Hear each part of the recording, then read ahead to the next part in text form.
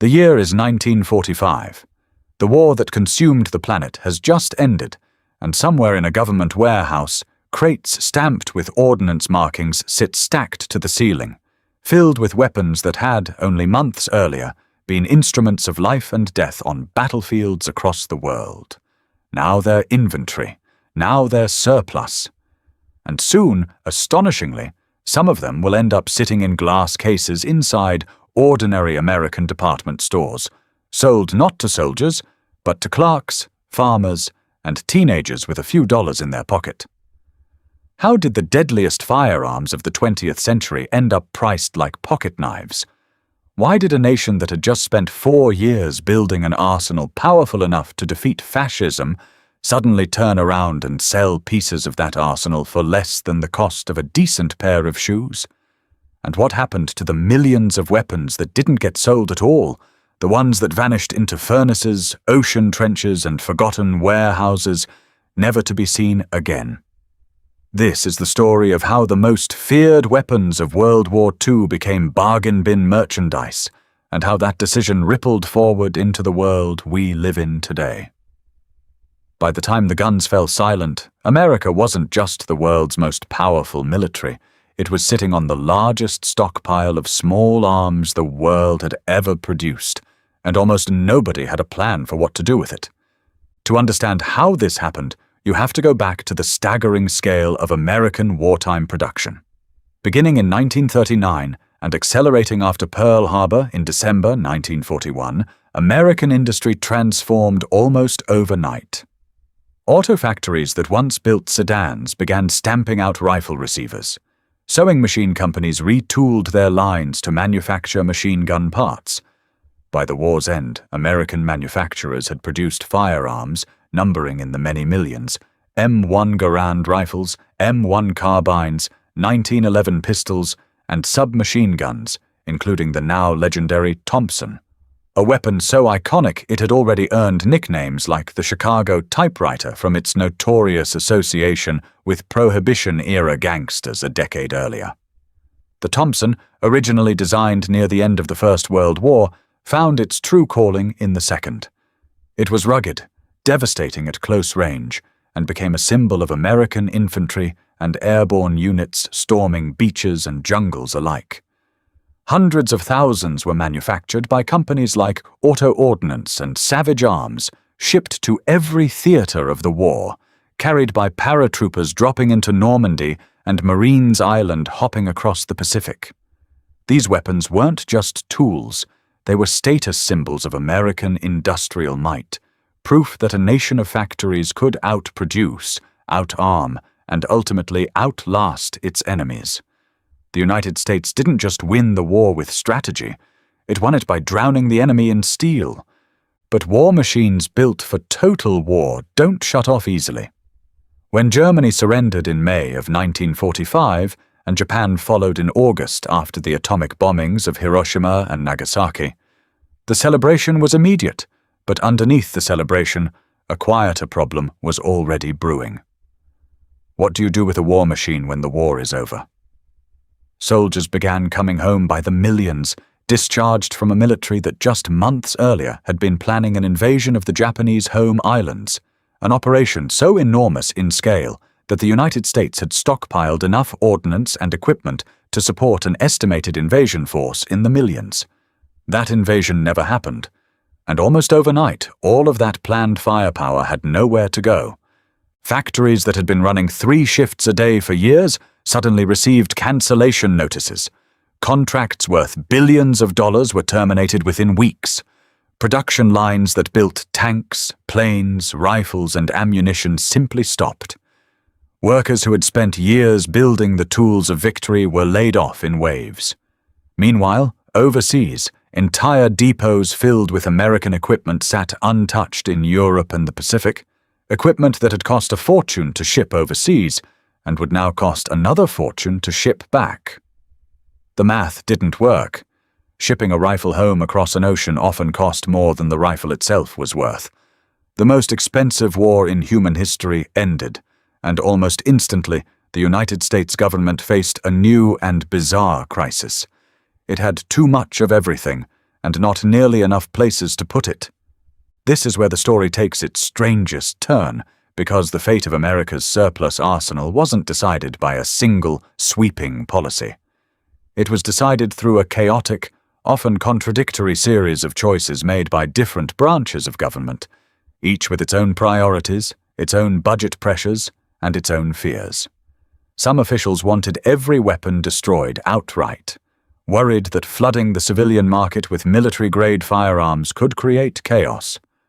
Others, particularly within the War Department and an organization with deep roots in American shooting culture, believed something very different: that surplus rifles should be put into the hands of ordinary American citizens, not just for sport, but for national readiness. That second philosophy had a name and a history. Decades earlier, Congress had established a program designed to encourage civilian marksmanship by making surplus military rifles available to qualified shooters and rifle clubs at extraordinarily low prices, on the theory that a nation of trained riflemen made for a stronger reserve of potential soldiers. After World War I, this program had already distributed war surplus rifles to civilians for a few dollars apiece. After World War II, with an even larger surplus on hand, the same logic resurfaced, but at a scale nobody had ever attempted before. Meetings were held. Budgets were debated. Military officials argued that destroying functional rifles wasted taxpayer money during a period when the country was also trying to manage enormous war debt.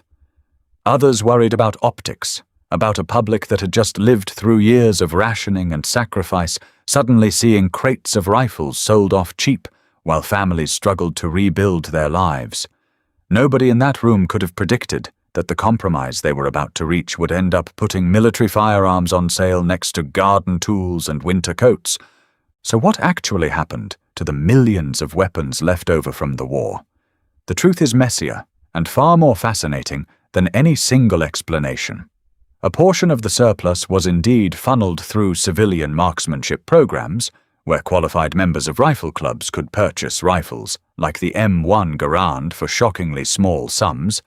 Historical records show these rifles sold through official channels for prices as low as a few dollars in the years immediately following the war, figures that would be unthinkable for a fully functional infantry rifle today.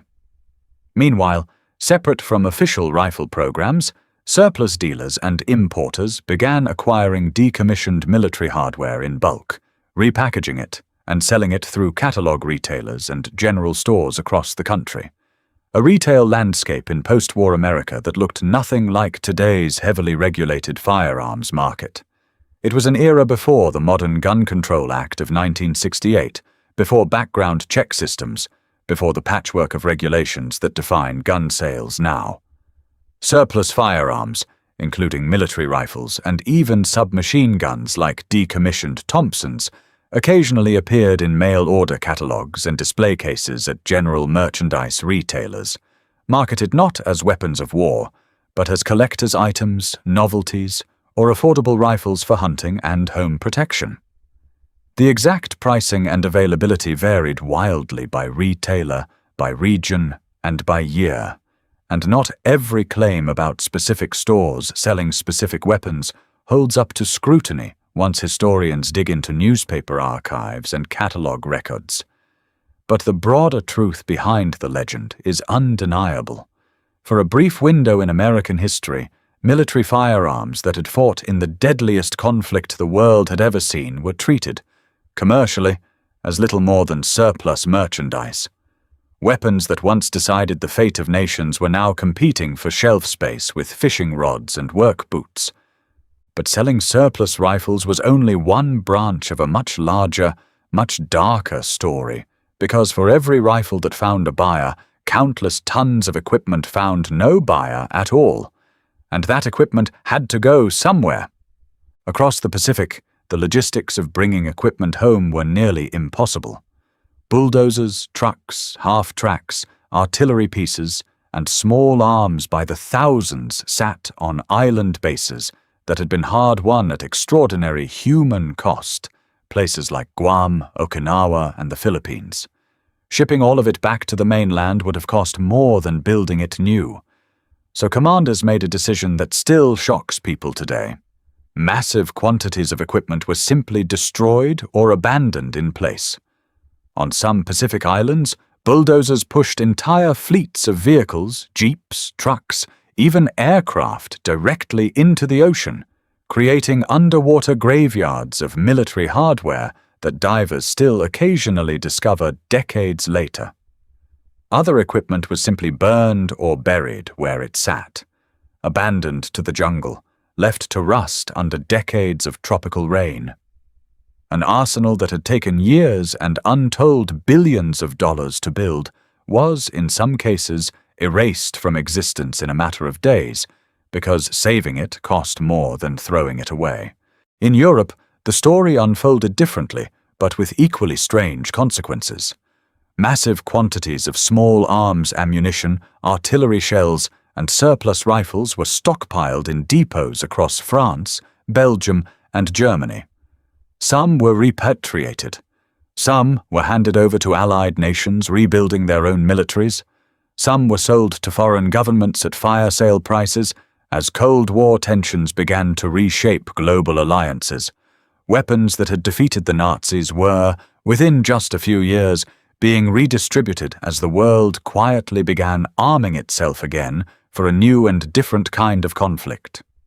And some equipment simply disappeared into bureaucratic limbo, lost in the chaos of post-war occupation zones, never fully accounted for in any official ledger.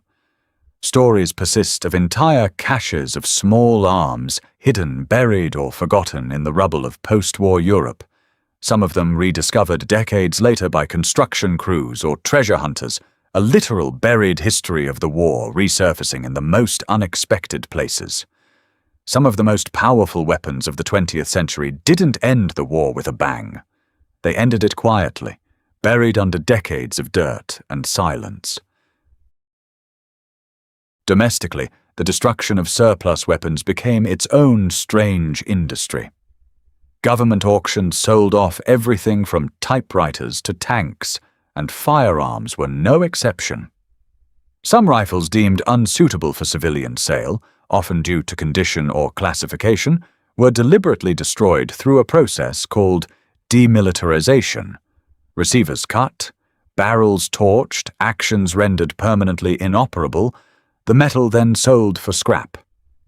Entire mountains of disabled rifles were melted down and repurposed into raw steel, steel that, in a strange twist of post-war industry, helped build the very infrastructure of peacetime America, the cars, the appliances, the construction projects of the booming late 1940s and 1950s. The rifles that armed the greatest generation were, quite literally, melted down to help build the modern world they came home to. And then there's the Thompson submachine gun itself, the weapon at the heart of this story, a firearm whose journey from battlefield icon to civilian curiosity is one of the strangest transformations in American firearms history. By the war's end, hundreds of thousands of Thompsons had been produced, but as the conflict wound down, the weapon was already becoming obsolete in military terms, increasingly replaced in frontline service by cheaper, simpler submachine guns that could be manufactured faster and at lower cost. That meant a huge number of Thompsons existed in surplus inventories with limited continued military use.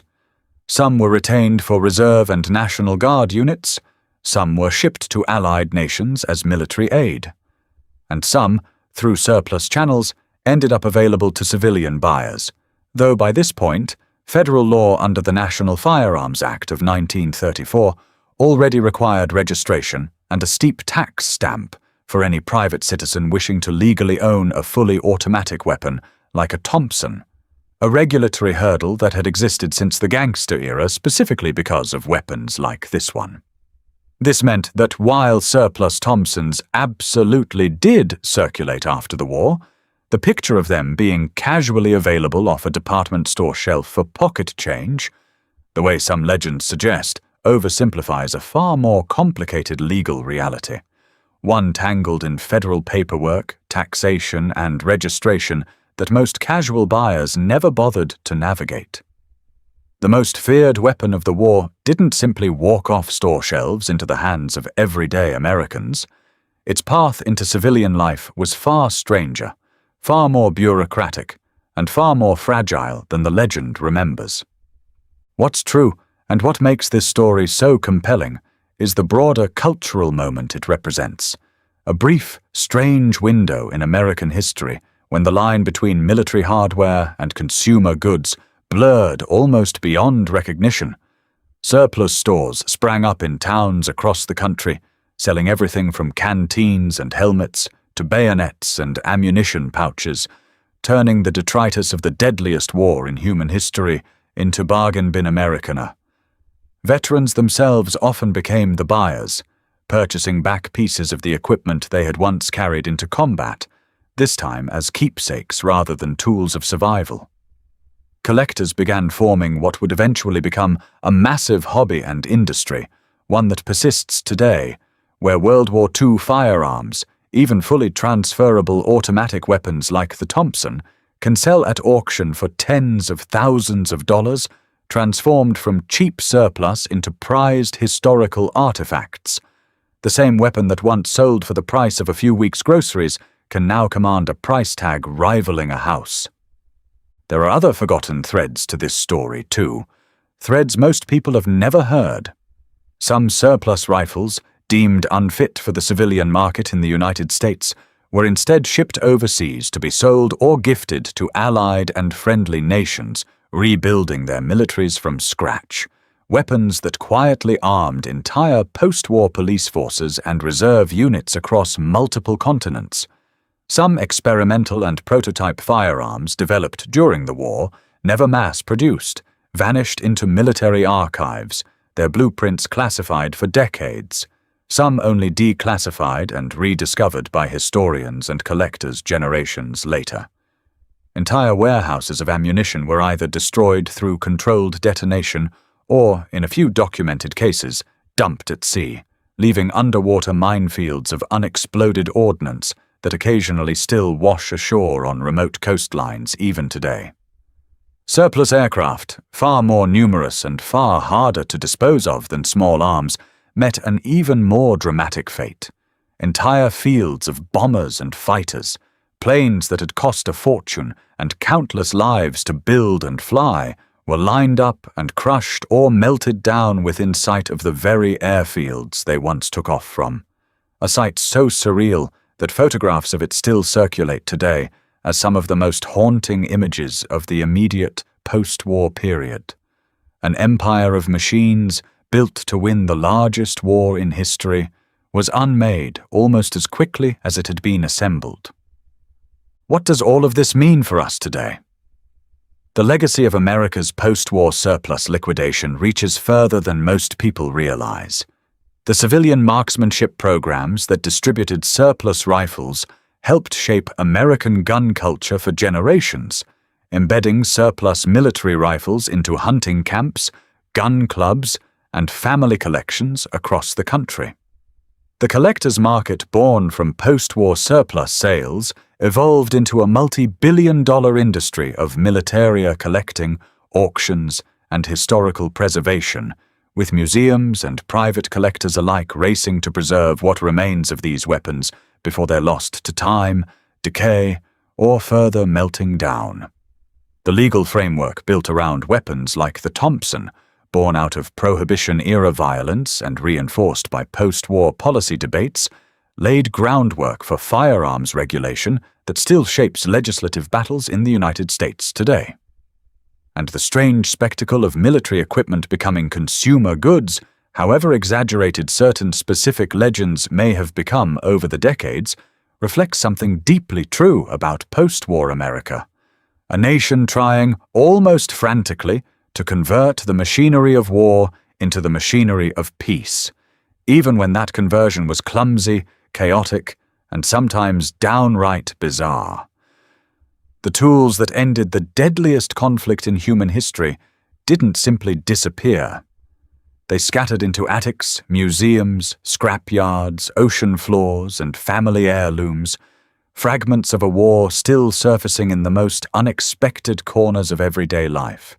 So the next time you walk past a glass case in a museum, or scroll past a photo of a rusted relic pulled from some forgotten jungle or seabed, remember this. That object was once part of the single largest arsenal the world had ever known, an arsenal so vast that the country that built it didn't fully know what to do with it once the shooting stopped. Some of it was sold, some of it was melted, some of it was buried, sunk, or simply forgotten. And somewhere out there, in attics and basements and storage units across the country, pieces of that arsenal are still waiting to be rediscovered, carrying with them a story far stranger and far more human than most people ever learn in a classroom. If you enjoyed uncovering this hidden chapter of World War II history, subscribe so you don't miss the next investigation, because the deeper you dig into the aftermath of this war, the more you realize the fighting may have ended in 1945, but the story never really did.